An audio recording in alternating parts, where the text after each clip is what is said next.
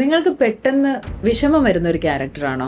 ആരെങ്കിലും എന്തെങ്കിലും പറഞ്ഞാൽ തന്നെ പെട്ടെന്ന് വിഷമം വരും, അല്ലെങ്കിൽ തന്നെ ഒരു റീസണും ഇല്ലാതെ ഒരു വിഷമം വരും. സ്വയം നമ്മൾ ചിന്തിക്കും, അല്ല ഞാൻ എന്തിനാ ഇപ്പൊ വിഷമിക്കുന്നേ? അങ്ങനെ ചോദിച്ചു പോകുന്ന രീതിയിൽ അത്രയും പെട്ടെന്ന് വിഷമം വരുന്ന ഒരാളാണ് നിങ്ങളെങ്കിൽ ഈ വീഡിയോയിൽ അതിനുള്ള റീസണും അതിനുള്ള സൊല്യൂഷനും ഞാൻ പറഞ്ഞു തരുന്നുണ്ടാവും. ആദ്യമേ തന്നെ എന്തുകൊണ്ടാണ് നമുക്ക് പെട്ടെന്ന് വിഷമം വരുന്നത് എന്ന് നോക്കാം. അങ്ങനെ ഒരു ക്യാരക്ടർ എങ്ങനെ നമുക്ക് ഡെവലപ്പ് ആയി, അല്ലെങ്കിൽ എന്തുകൊണ്ടാണ് നമ്മൾ വിഷമിക്കുന്നത് എന്നുള്ളതിന്റെ റീസൺസ് നോക്കാം. 4 ട്രൈബ്സിലുള്ളവർക്കാണ് ഈ ഒരു പ്രോബ്ലം ഉള്ളത്. ഫസ്റ്റ് എന്ന് പറയുന്നത് ഇമോഷൻ സപ്രസ് ചെയ്ത് വളർന്നവർ. അതായത് ചെറുപ്പത്തിലെ തന്നെ ഭയങ്കര സ്ട്രോങ് ആയിരിക്കണം, നീ ഒന്നിനും കംപ്ലൈന്റ് ചെയ്യാൻ പാടില്ല, അധികം കരയാൻ പാടില്ല എന്നൊക്കെ പറഞ്ഞ് നമ്മളെ വളർത്തത്തില്ലേ. അങ്ങനെയുള്ള ആൾക്കാർക്ക് എന്തെങ്കിലും ഒരു സിറ്റുവേഷൻ വരുമ്പോൾ പെട്ടെന്ന് ഇങ്ങനെ അത്രയും നാള് പിടിച്ചു വെച്ചിരുന്ന സാധനങ്ങളെല്ലാം ഇങ്ങനെ അണപ്പെട്ട് ഒഴുകത്തില്ലേ, ആ സാധനം പോകുന്നതാണ്. അത്രയും നാള് അവര് അടക്കി പിടിച്ച ആ വേദന ശരിക്കും പറഞ്ഞാൽ ഒഴുകുന്നതാണ്. അതാണ് ഒരു റീസൺ. രണ്ടാമത്തെ റീസൺ എന്ന് പറയുന്നത്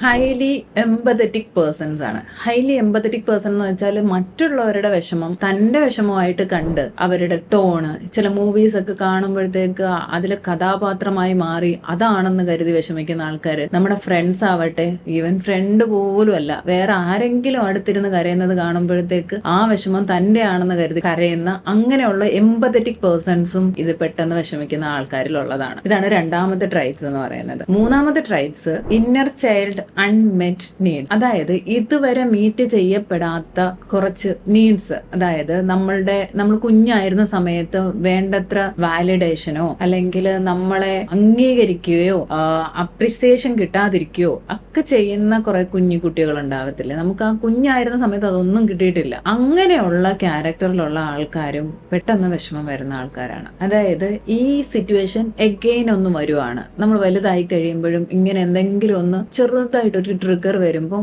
ആ പെയിൻ റിലീസ് ചെയ്യാൻ തുടങ്ങും, ആ വേദന വരും, നമ്മൾ കരയാൻ തുടങ്ങും. അതാണ് അടുത്തത്. ലാസ്റ്റ് എന്ന് പറയുന്നത് nerve system easily over stimulated ആണ്. അതായത് ഓവറായിട്ട് സ്ട്രെസ് എടുക്കുകയോ ഓവർ തിങ്കിങ് ചെയ്യുകയോ എല്ലാ ചുമതലകളും നമ്മൾ സ്വയം ഏറ്റ് ജീവിക്കുകയോ ചെയ്യുന്ന ആൾക്കാർക്കും പെട്ടെന്ന് വിഷമം വരും. അവർ തനിയാണ്, എനിക്ക് ആരുമില്ല, ഞാൻ തന്നെയാണ് എല്ലാ കാര്യങ്ങളും ചെയ്യുന്നത് എന്നൊക്കെയുള്ള ചിന്തകൾ വരുമ്പോൾ ഈ 4 കാറ്റഗറിയിലുള്ള ആൾക്കാർക്കാണ് പെട്ടെന്ന് വിഷമം വരുന്നത്. അപ്പോൾ ഇങ്ങനെ വിഷമം വരുന്ന ഒരു തെറ്റാണോ? അല്ല. എന്തെങ്കിലും ഒരു പ്രോബ്ലം ആണോ? അല്ല. എന്തെങ്കിലും ഒരു ഡിസീസ് ആണോ? അല്ല. ഇതൊന്നുമല്ല. നിങ്ങൾ അത്ര പാവമാണ്, അത്ര കൈൻഡ് ആയിട്ടുള്ള ഒരു പേഴ്സൺ ആയതുകൊണ്ടാണ് നിങ്ങൾക്ക് പെട്ടെന്ന് വിഷമം വരുന്നത്. പക്ഷേ ഈ ഒരു ചാനലിൽ തന്നെ എൻ്റെ അടുത്ത് ഒരുപാട് ആൾക്കാർ ചോദിച്ചിട്ടുള്ള ഒരു കാര്യമാണ് ഇതെങ്ങനെ ഓവർകം ചെയ്യാമെന്ന്. ഇതെങ്ങനെ ഓവർകം ചെയ്യാമെന്ന് ചോദിച്ചാൽ അതിനുള്ള സ്റ്റെപ്പുകൾ നോക്കാം.